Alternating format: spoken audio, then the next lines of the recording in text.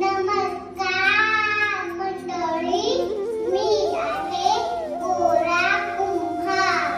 विठ्ठलानं माझं पायाखाली तुडवलेलं पोर, मेलेलं पोर जिवंत केलं. विठ्ठल विठ्ठल जय हरी विठ्ठल. नमस्कार मंडळी, मी आहे तुळशी घेऊन मी दरवर्षी पंढरीच्या वारीला जाते. ही तुळशी कशासाठी?